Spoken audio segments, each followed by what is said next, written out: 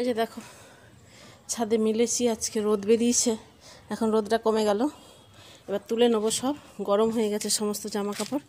এই যে এইখানে ওইদিকে দেখতেই পাচ্ছ, সমস্ত জামা কাপড় ভাদ্র মাসে রোদে দিয়েছি।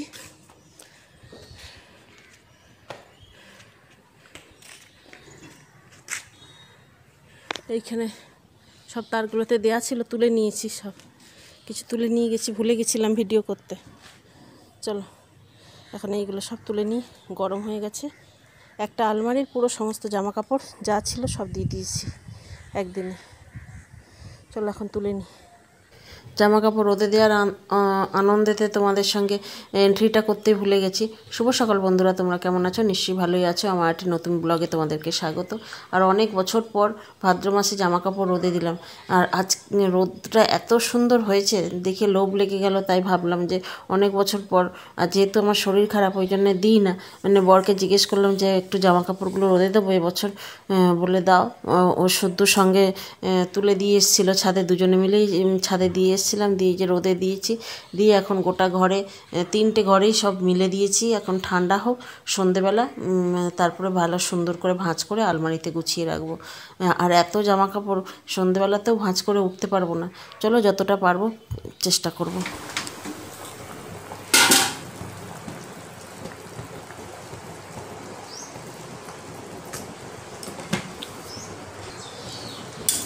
চলো বন্ধুরা, আমি রান্না বসিয়ে দিয়েছি। আজকে কী রান্না করছি তোমাদেরকে একবার দেখিয়ে দিয়ে, আর বেশি কিছু করব না, কারণ জামা কাপড় যেহেতু রোদে দিয়েছি, রোদে দিতে নামাতে তুলতে একবার তো গিয়ে ছাদে দিয়ে এসেছি, আবার এই একবার করে গিয়ে উল্টেও দিয়ে এসেছি, তারপরে আবার এই যে এখন নামিয়ে নিয়ে এলাম। গরম হয়ে গেছে, এখন ঠান্ডা হচ্ছে। এখন এই যে রান্না বসিয়ে দিয়েছি। এইখানে করছি ইলিশ মাছ সেদ্ধ, আজকে কাঁচা লঙ্কা কালো জিরে ফোড়ন দিয়ে। আর এইখানে হাঁড়িতে ভাত, আর এই যে পাঁচমিশালি তরকারি করেছিলাম কালকে, এটা কালকের পাঁচমিশালি তরকারি রয়েছে। আর আজকে করবো এই যে বাঁধাকপির তরকারি ইলিশ মাছের এই যে মাথা দিয়ে, দুটো ইলিশ মাছের মাথা আছে, মাথাটা দিয়ে। আর এই যে একটুখানি মাছের তেল আছে, এই মাছের তেলটা ভাজা করব। এই হচ্ছে আজকে দুপুরবেলার আমাদের মেনু। চলো রান্না করে পরে আসছি। এই দেখো বন্ধুরা, কেমন বৃষ্টি এসে গেছে। রোদ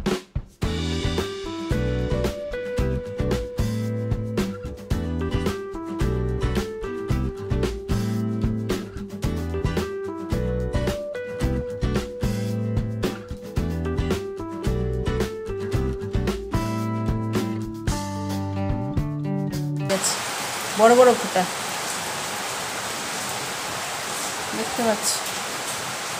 আর রোদ কেমন দেখো, বুঝতেই পারছো রোদ। আমরা খেতে বসে পড়েছি, আমার থালাটাই দেখাচ্ছি, আর পদ্ম পাতায় ভাত খাচ্ছি।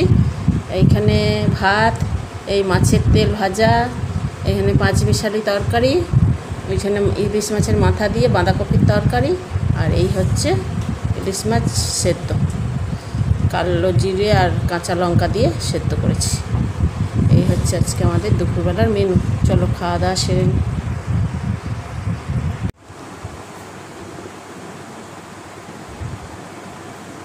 শুভ সন্ধ্যা বন্ধুরা, 1 কাপ চায়ের সঙ্গে শুভ সন্ধ্যা জানাচ্ছি। এখন এই যে চাটা খেয়ে নিচ্ছি, নিয়ে এখন এই যে জামা কাপড় সমস্ত মেঝেতে রাখা আছে, দেখতেই পাচ্ছ, যেগুলো রোদে দিয়েছি সেগুলো এখন ভাঁজ করব, করে তারপর আলমারিতে সুন্দর করে গুছিয়ে রাখবো। কেন কোনো ঘরেরই কাপড় গোছানো হয়নি। এই ঘুম থেকে উঠে সন্ধে দিলাম, দিয়ে এই যে চা খেয়ে নিয়ে তারপর এখন গোছাবো। আর রান্না করবো পরে। দিনের বেলা তো তরকারি করাই আছে, শুধু রুটি করব। বাঁধাকপির তরকারিও রয়েছে, পাঁচমিশালি তরকারিও রয়েছে অল্প অল্প, আর মিষ্টি তো আছেই। আর রুটি, শুধু রুটি করবো, এই জন্য এখন গুছিয়ে নেবো, নিয়ে তারপর রুটি করবো। চলো সঙ্গে থাকো। চলো চাটা খেয়ে নিয়ে আসছি। চা তো খেয়ে নিয়েছি, নিয়ে এখন ভাঁজ করতে বসে পড়েছি। ভাঁজ করতে করতে পিঠের মাজা ভাজাগুলো ব্যথা হয়ে গেল।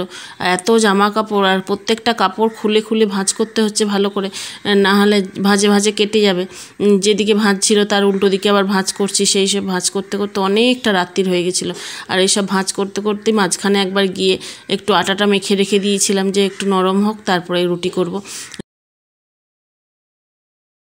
চলো বন্ধুরা, আমি এই যে শাড়ি-টাড়িগুলো ভাঁজ করে নিয়েছি। এই যে মেজাটা পুরো পরিষ্কার হয়ে গেছে, দেখো।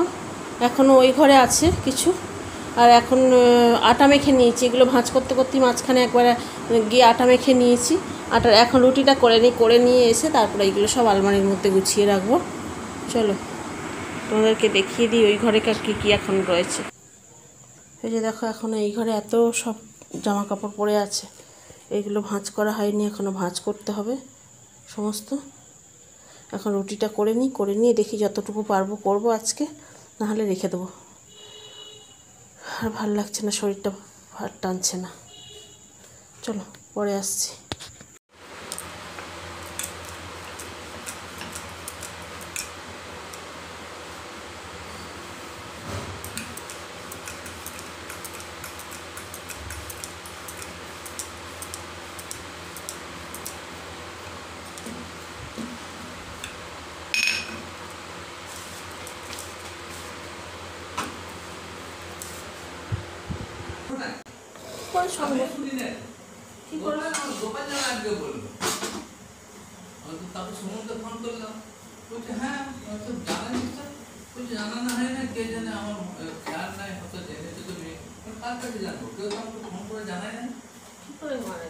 কি করে মারা গেল?